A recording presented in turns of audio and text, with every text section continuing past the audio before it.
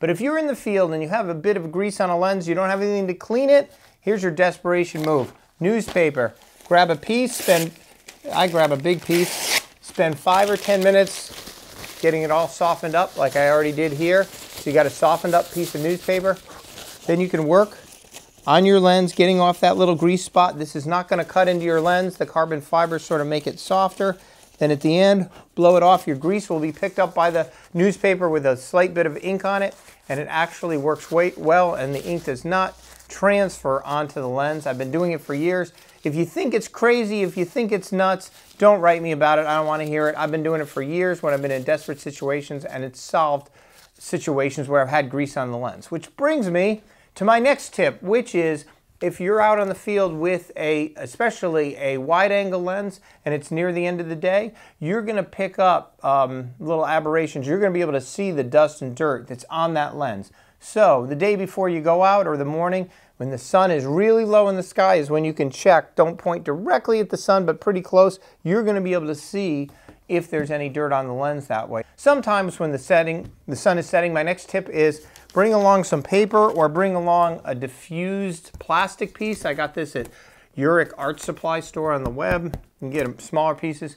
So if you're shooting wide angle and you get sun lens flare and you don't want that lens flare, well, you can have an assistant or yourself, it's good that you have a tripod, hold up the piece and just bring it to the point where it's not in the shot.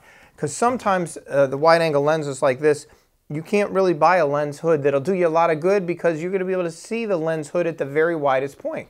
So if you bring along something like this, if you're desperate, even a piece of paper, you can move it to the point where it'll block out the sun, and it will block out the sun for the lens flare. So you won't have the lens flare in the lens, but you'll be able to take your shot. Even better to have a bigger piece like this. I know the professionals at movie sets have C-stands and they mount these things up and they're able to tilt and just block out the sun, or in this case diffuse the sun.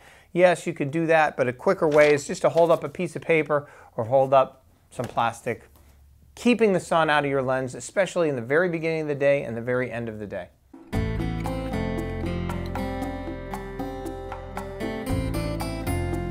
Shot with my two sons on Earth Day. I was using the Canon 10-22 wide-angle lens, and I knew I'd be shooting all day with lots of sky in the background, so I brought my exposure compensation up by 2/3 of a stop. This allows you to get proper subject exposure even though you may wash out the background. Especially with the wide-angle lens, you're going to be picking up a lot more sky, and especially if it's cloudy and white, it's going to bring down your exposure, so you want to compensate by using the exposure compensation. Even here with a little bit of sky, with the exposure compensation up, you can see it makes a nice shot. Here's with the storm coming and a lot of sky, again, our subjects are nicely lit because our exposure compensation is up. So even with the storm approaching, the 2/3 of a stop exposure compensation to the plus side allowed the subject, in this case the RV and the people, to come out properly exposed and give a really nice look. If you come from the old days where you used to shoot film, your millimeters on your lens are going to be a little different in terms of zoom ratio than the millimeters on the lenses today. There's usually what's called approximate 1.5 ratio compared to the old lenses. Let me explain what that means. So if I have a 60 millimeter lens like I have here, let's just say it's a 50.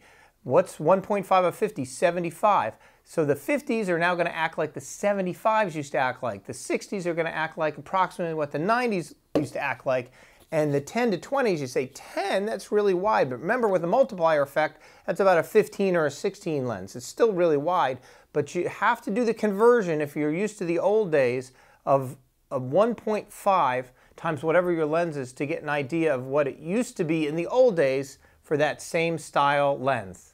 Now, when you're using a zoom lens and you hold your shutter halfway down, keep in mind as you change from the widest shot to the zoom in shot, on the top of your camera, it may not reflect the change in f-stop. So you may have to release the shutter button and then hit the shutter button down again after you have changed the zoom ratio on your camera. So once again, if you're zoom wide out and you say, oh, and you hold the shutter button down and you say, oh, I need to go in a little tighter, make sure you release the shutter button, then hold it down again, and that'll give you a more accurate representation of what your f-stop is really going to be when you hit the shutter button and take your picture. One question I often get asked is there a lens that'll take care of me for everything? I just want one lens that'll be the ideal for sports and real estate and parties and There is nothing, I'm sorry. Sorry to break it to you. If you're going to be a semi-pro or pro, or you just aspire to make pictures that look like the pros, you're going to have to get a few lenses.